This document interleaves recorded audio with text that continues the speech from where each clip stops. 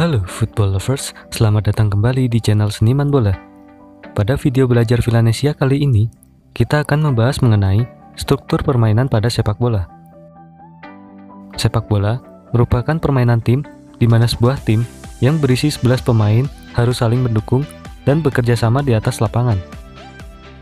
Dalam pertandingan, para pemain akan bergerak baik secara individu maupun secara tim untuk menyusun struktur tertentu. Pemahaman yang baik mengenai struktur permainan akan sangat menunjang performa pemain di lapangan. Di pinggir lapangan, kemampuan yang baik dalam membaca struktur permainan juga mempermudah pelatih maupun tim analis untuk menganalisis jalannya pertandingan.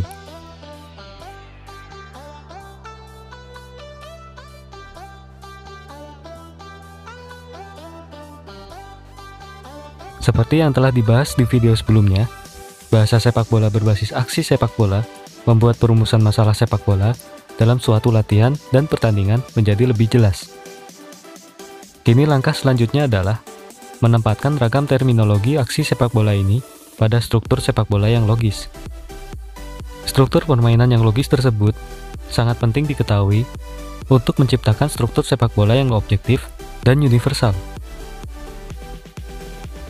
Dalam hal ini, yang dimaksud dengan struktur sepak bola yang objektif dan universal, yaitu sebuah struktur sepak bola yang berlaku di segala level dan tempat. Sebuah struktur yang sama yang dilakukan oleh siapapun yang memainkan sepak bola, baik level junior maupun senior, baik di Liga Indonesia, Liga Jepang, Liga Inggris, Piala Dunia, ataupun kompetisi lainnya di segala penjuru dunia. Secara sederhana, sepak bola dapat dibagi ke dalam 3 momen utama, yaitu momen menyerang, bertahan, dan transisi.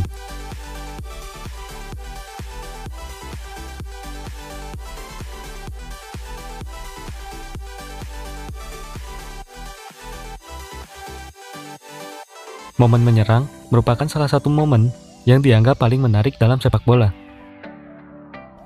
Menyerang dilakukan tim dengan tujuan untuk membobol gawang lawan. Pada permainan sepak bola, momen menyerang dibagi menjadi 2 fase, yaitu fase membangun serangan dan fase menyelesaikan serangan. Fase membangun serangan dikenal juga dengan istilah build up. Tujuan dari bangun serangan adalah untuk memprogresi bola ke depan dan menciptakan peluang mencetak gol. Bangun serangan bisa dilakukan secara konstruktif dari lini ke lini atau disebut konstruktif build up. Bangun serangan juga bisa dilakukan lewat long pass atau tendangan jauh yang mengarah langsung ke depan atau disebut direct build up. Indikator kesuksesan bangun serangan dideskripsikan dalam 3 kategori. Bangun serangan masuk dalam kategori sukses apabila bangun serangan yang dilakukan berujung pada penciptaan peluang.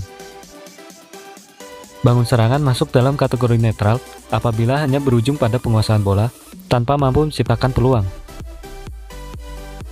Sedangkan bangun serangan yang berujung pada kehilangan bola termasuk ke dalam kategori gagal.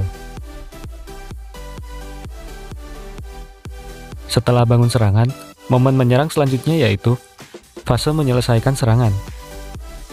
Fase menyelesaikan serangan dikenal dengan istilah goal scoring. Setelah tim sukses dalam membangun serangan, maka tim akan memasuki fase selesaikan serangan. Jika build up bertujuan untuk menciptakan peluang, maka goal scoring punya tujuan untuk mengkonversi peluang menjadi gol.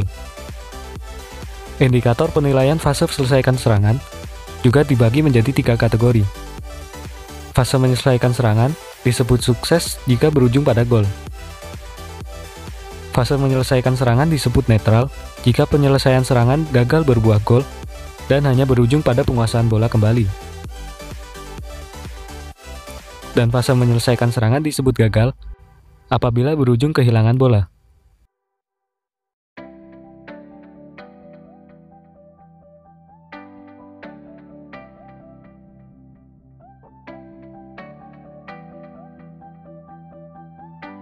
Bertahan juga sama pentingnya dengan menyerang.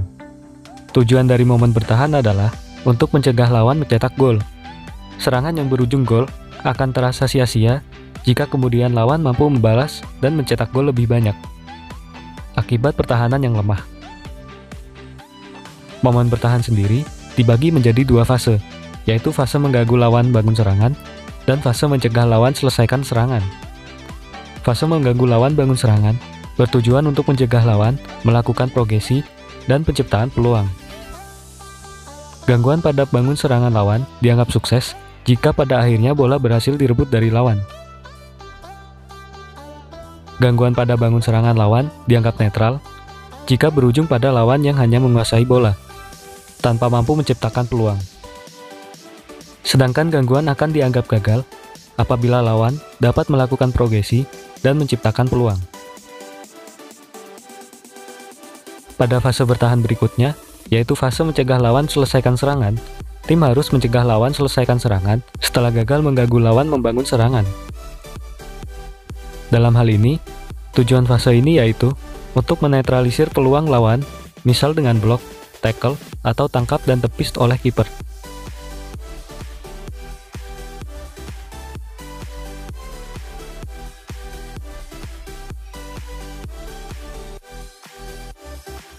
Sepanjang permainan berlangsung, akan selalu terjadi perpindahan momen dari menyerang ke bertahan atau sebaliknya, dari momen bertahan ke menyerang. Perpindahan momen ini disebut dengan transisi. Transisi yang terjadi setelah tim berhasil merebut bola dari lawan disebut sebagai transisi positif. Sedangkan transisi yang terjadi ketika tim kehilangan bola disebut sebagai transisi negatif. Momen transisi ini, terutama di era sepak bola modern seperti sekarang, sama pentingnya dengan momen menyerang ataupun bertahan. Transisi yang tidak mulus, ketidaksiapan dalam melakukan transisi, atau transisi yang terlalu lambat, dapat memberi keuntungan pada tim lawan, baik itu sifatnya transisi positif maupun transisi negatif. Sebagai perpindahan momen dari menyerang ke bertahan, atau sebaliknya, transisi menjadi salah satu titik yang rawan untuk dieksploitasi lawan karena berpotensi besar menciptakan celah. Secara lebih ringkas, untuk lebih memudahkan dan memahami, penjelasan mengenai momen menyerang, bertahan, dan transisi dalam sepak bola disajikan dalam bentuk bagan alir pada buku Kurikulum Pembinaan Sepak Bola Indonesia. Proses menyerang dan bertahan merupakan siklus yang terus terjadi secara bergantian sepanjang permainan. Saat tim menyerang, ia akan mulai membangun serangan. Jika sukses, ia bisa menyelesaikannya. Jika gagal, ia terus membangun atau kehilangan bola. Dan saat hilang bola, maka ia akan masuk pada fase mengganggu lawan, bangun serangan. Dan begitu seterusnya. Momen-momen tersebut akan silih berganti terjadi di saat pertandingan.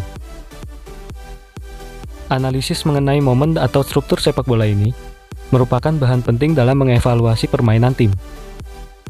Mengetahui di mana kelebihan tim dan menilai di mana letak kekurangan tim, baik tim sendiri maupun juga tim lawan.